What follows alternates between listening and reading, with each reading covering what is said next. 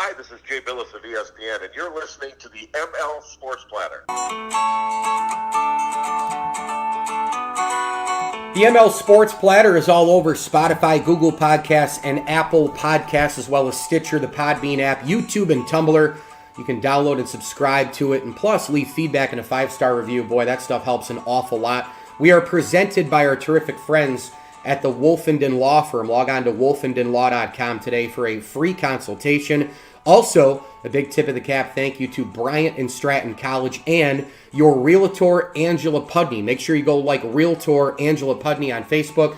She has the pulse on buying and selling homes in Central New York. If you are in and around the Central New York area or even the region about an hour away, Oneida, etc., she really knows what she's doing. Angela Pudney is the official realtor of the ML Sports Platter, a part of the Howard Hanna Real Estate umbrella. Well, right now it's a pleasure to bring him back to the podcast. You can follow him on Twitter at Jerry_Amernic. That's at Jerry_AMERNIC. He's also the author of Babe Ruth, A Superstar's Legacies, here to tell us about an upcoming auction with a lot of cool stuff being auctioned off in the possession, of course, at one time of the great Babe Ruth. Jerry, welcome.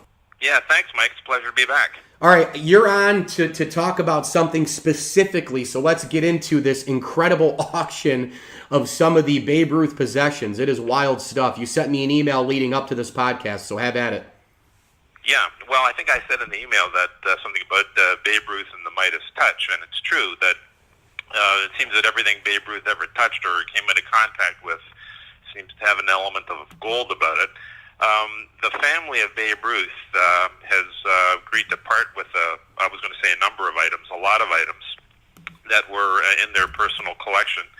And there's going to be an auction of these items this Saturday right at Yankee Stadium, the collection of Babe Ruth. And there's an incredible number of things that are going to be up for grabs.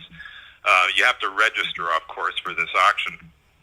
The most notable item is a Ruth-worn Yankee jersey from the late 1920s, and they suspect that this jersey could break the Guinness World Record for an item of sports memorabilia. And, of course, you know who holds the record. It's Babe Ruth. It was in 2012. There was an auction, and it was his jersey from 1920-21 that wound up selling for $4.4 million, which is the Guinness World Record, and it's still the record.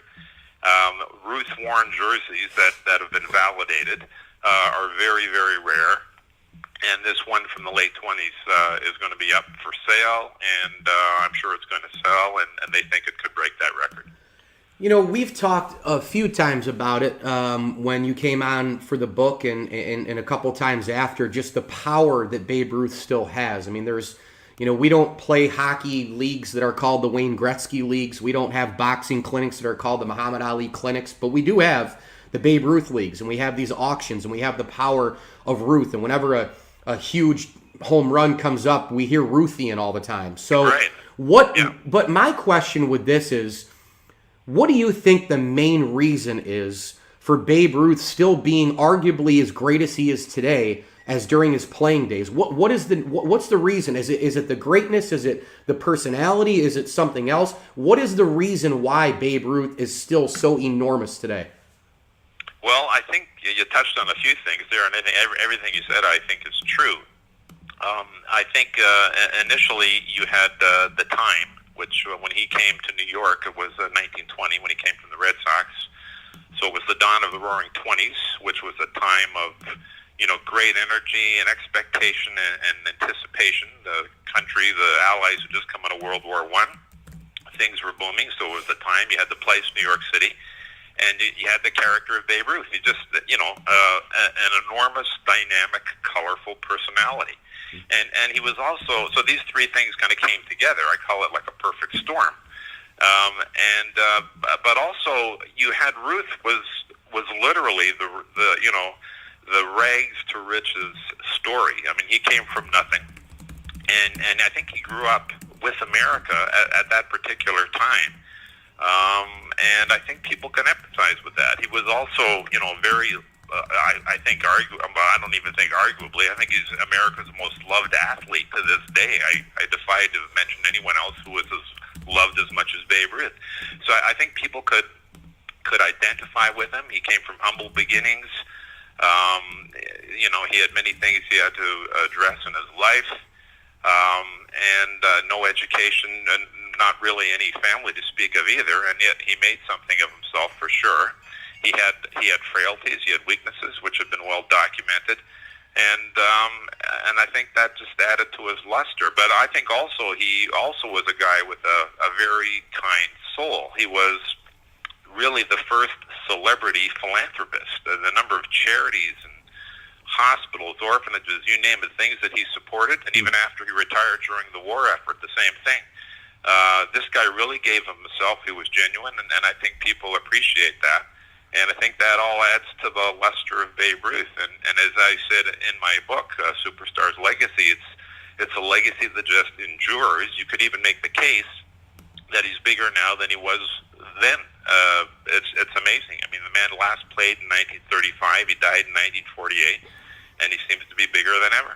Yeah, you know what he reminds me of? He reminds me of the freaking Beatles, man. He really does, because the Beatles are, granted, George and John have left us, but, Paul's still going strong, Ringo's still going strong, and, everywhere you go, there's a Beatles shirt. Apple Music is that whole connection is super strong, and they're one of the highest downloaded bands on Apple Music in 2019. It's just... It's unbelievable. And to me, there's a lot of that Beatle feel with Babe Ruth. Well, I think it's true. And, one of the, in the sports memorabilia industry, which by the way, today is $1 billion industry. Amazing. It is huge. One of the executives, when I was writing my book, told me, he mentioned the Beatles as, there's four of them, obviously. He mentioned the Beatles, he mentioned Frank Sinatra, he mentioned Babe Ruth, and I think he mentioned Elvis. The other three all from, music, incidentally, and as four characters or entities, if you count the Beatles, that just drove people crazy during their heyday. But the others were all musicians. They're on stage performing. Babe Ruth was also on stage, mind you, and he realized he was performing on the baseball field, and I think that also kind of set him apart from others who thought they were just baseball players. I'm doing a talk now about Babe Ruth, calling him the first master marketer, and he was. He was a marketing machine, and he was an incredible salesperson. I mean, he endorsed everything, and he knew what he was. He knew he was a performer. He saved baseball after the Black Sox scandal. You could say he also saved the country during the Depression after 1929, and people were still coming out to see him. He made people feel good, and people went crazy over him. So I think all the things you mentioned are true, and I think he's unique in that regard, because it's so long ago that he played, so long ago that he passed away, and look at this collection that's going on sale here this Saturday at Yankee Stadium. I don't know that there's any other athlete, 70 years after his death, that you could do something like this. Yeah, no doubt about it. We are chatting right now with Jerry Amernic, of course, about that big Babe Ruth auction going on in the Bronx this weekend. I'm just going to miss it. I'm going to be at Yankee Stadium tomorrow night. So, fortunately for me, it's a quick overnight in New York. Just don't have a lot of time. But definitely getting down there for that. And, of course, you can follow Jerry on Twitter as well, at Jerry_Amernic, and pick up his book. Major bookstores and Amazon.com. Babe Ruth, A Superstar's Legacy. And, of course, visit the website, BabeRuthLegacy.com. What do you think Babe Ruth would say about today's sabermetric world, Jerry? Well, geez, I don't know. I think Babe Ruth was a Puritan. He played with his skill, and no other baseball player changed the game as much as he did. I mean, he changed it single-handedly during his heyday. And I don't think there was a lot of, I guess there were analytics, but not to the degree it is today. It's so scientific. I think most of the big, sports, you could say, are probably overcoached and overanalyzed today. When you bring in pitchers, it's like a chess match. And, on Ruth's day, of course, he was a pitcher when he first came up, and a very, very good one, by the way.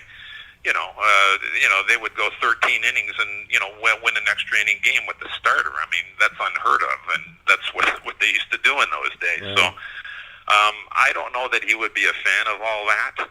The idea of having a starter go 5 innings and then rest him and bring somebody else in, that would probably be alien to his way of thinking as well. I mean, the game has changed, as have all games. But like we say, the guy lives on, and it's really incredible. I don't know that he would be a fan of all the analytics. Like he used to say, I swing big and I miss big. I live as big as I can. He just did it. I should tell you, though, back in '95, I went to a conference at Hofstra University. It was commemorating the 100th anniversary of Ruth's birth, and they were analyzing everything to do with Ruth. It even went beyond baseball, but there was a session there by a physicist, I kid you not, who was analyzing the dynamics of Babe Ruth's swing, the mechanics that went into his swing. So they analyzed this guy down to a T. So he obviously was doing something right. He had a very unconventional style, by the way. His feet were close together, the way he swung, the way he broke his wrists when he swung. It was very interesting technique, but obviously it worked. Yeah, it sure did. I would almost I share a little bit of your sentiment on the sabermetric thing and how he would be, but I actually look at maybe a little bit more the other way, because you look at Babe Ruth, incredibly high on base percentage. Babe Ruth had a shit ton of home runs, and he was. I mean, could you imagine what they'd say about his launch angle today? I mean, please, that guy would be tweeted. I mean, the viral YouTube, Twitter, and everything would be banana land with Babe Ruth and the sabermetrics. Could you imagine the launch angles and the trajectory and all the computer digital images with Babe Ruth's home runs going to the other side of the earth? I mean, that would be something to see. I'm sorry. No, it's true. I mean, I don't know if you ever had Bill Jenkinson on your show. He's an author, a researcher, and a scholar, and he actually spent about 30 years studying the greatest sluggers in baseball history. And he looked at everything from the uniforms they were wearing, the numbers, the size of the parks, the rules. Some of the rules have changed, everything. And he came to the conclusion that Babe Ruth was easily the greatest, strongest slugger the game has ever seen. And in fact, he wrote a book. One of his books was called The Year Babe Ruth Had 104 Home Runs, because Jenkinson argued that in 1921, when Ruth hit 59 home runs, some people say that was his greatest season, that if you allow for the different sizes of the ballparks, that he would have hit over 100 home runs that year. So, and also look at, in terms of science and medicine, Babe Ruth played on a bum knee throughout his entire Yankee career. He didn't have it fixed until after he retired. I mean, think about that. It's incredible. It sure is. He's the author of Babe Ruth, The Superstar's Legacy. Pick it up, BabeRuthLegacy.com. Author, newspaper reporter, and correspondent, columnist, and a teacher of journalism. It's Jerry Amernic. You can get him on Twitter at Jerry_Amernic. Jerry, thanks for popping on, talking more Babe Ruth with me. I love having you on the podcast, and of course, about that upcoming auction in the Bronx, which should be incredible stuff. Thanks so much. Okay, thank you, Mike. The ML Sports Platter is all over Spotify, Google Podcasts, and Apple Podcasts, Stitcher, the Podbean app, YouTube, and Tumblr. Make sure you download, subscribe, leave feedback, and a 5-star review.